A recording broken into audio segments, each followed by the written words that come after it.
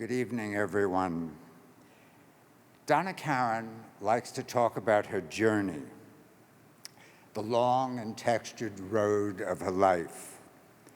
I've had the privilege of traveling alongside her for a good part of that journey, as we've observed most of the world together as friends, from 7th Avenue to Africa, most recently the Far East. You could say we've gone the distance. Donna and I met decades ago at 205 West 39th Street. My company and Anne Klein and Company, Donna's employer, were the only two designer houses in the building. Donna was the most attractive, young, friendly, open girl you'd ever want to meet. She's still the same Donna, even despite all of her extraordinary successes. Anne Klein, Donna Karan, New York, DKNY. Her philanthropy directed at hospitals to establish holistic care units, and of course her devotion to Haiti, and now the global launch of her lifestyle collection, Urban Zen. Donna is a true visionary. She looks forward, she thinks about what hasn't been done, and then she goes and does it brilliantly. I respect Donna enormously. I always have. As two New Yorkers who made their names in fashion, we understand each other really well. And we travel together, we laugh, and oh, do we laugh.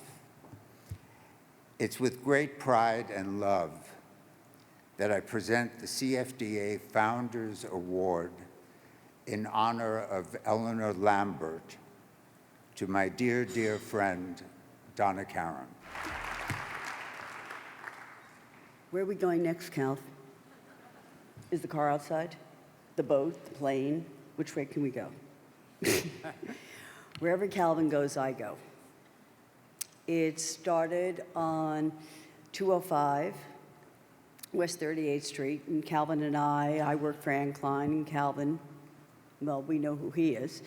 I said to him, Calvin, what do you think about putting the two Kleins together? So you could do one season, I could do another, and we have half the year off. He said, that's the dumbest idea I've ever heard. I love fashion. Well, I do too. And I love everyone here in this room. I could not be standing here tonight if it were not for those teachers that I've had for so many years. In 1973, Eleanor Lambert put American fashion on the map at the Battle of Versailles. Now, I know a lot of you have not been old enough to know what it was. There were just a few of us left, unfortunately, who were there to witness American designers put next to the French. We sat there in this cold, cold room. It was freezing. And the American designers, all we wanted was coffee or tea or something. And the French were showing it all. And Joe Eula put a blank screen down, and it didn't touch the floor because we were talking in inches versus meters. Had a little technical problem there, and of course, it was all held together by one and only Liza Minnelli. When she walked out and everybody showed, it was Halston and Oscar de la Renta and Bill Blass, Anne Klein. We were in the girls' room, so we were downstairs in the basement because that's the way it was. I was sitting there 7 months pregnant with my daughter Gabby, and I thought this was the last time I would ever be in fashion. So what a way to end my career. Unfortunately, and as we all know, the woman who has taught me everything I know today, Anne Klein, died at a very young age of breast cancer. It was something that changed my life forever. I was sitting in bed having my baby. Anne was in the hospital. I got a call, and they said, "When are you coming back to work?" I said, "Would you like to know whether I had a boy or a girl?"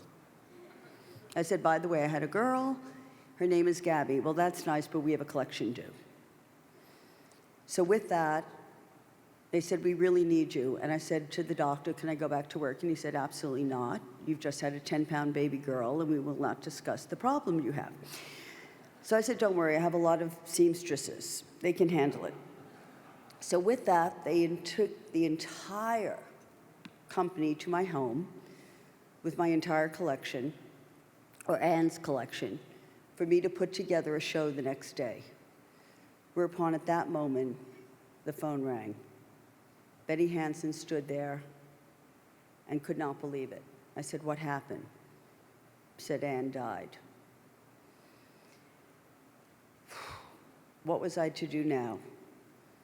There was my daughter, Gabby, my baby, the love of my life, and what I was going to do was to be a stay-at-home mom.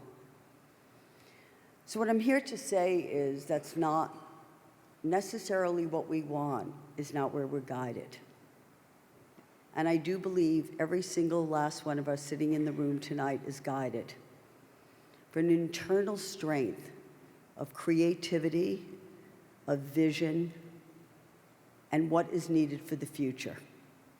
And that is what fashion is about. It is not what is about what we're wearing and dressing us, but it is a dressing.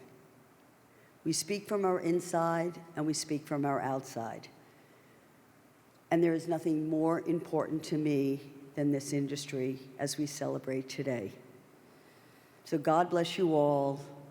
Anna, what you have shown and done in fashion, I cannot ever thank you enough for being there to be the spearheader of fashion and philanthropy by not only dressing people, but addressing people, by starting 7th on Sale when our entire industry was affected by AIDS. And then there was Liz Tabaris. We all got together for Super Saturday. So once again, it was dressing and addressing. If it wasn't for all of you, every single last person sitting in this room, the consciousness that we drive to the consumer is absolutely amazing. The spirit, the joy, what it feels like to be a woman standing in front of that mirror and say, "I'm wearing da-da-da-da-da." And that's what keeps our fashion industry in tow. And Diane, what you have been doing for these years, day in and day out, and from one woman to another, God bless you for all that you have done to this industry. Thank you.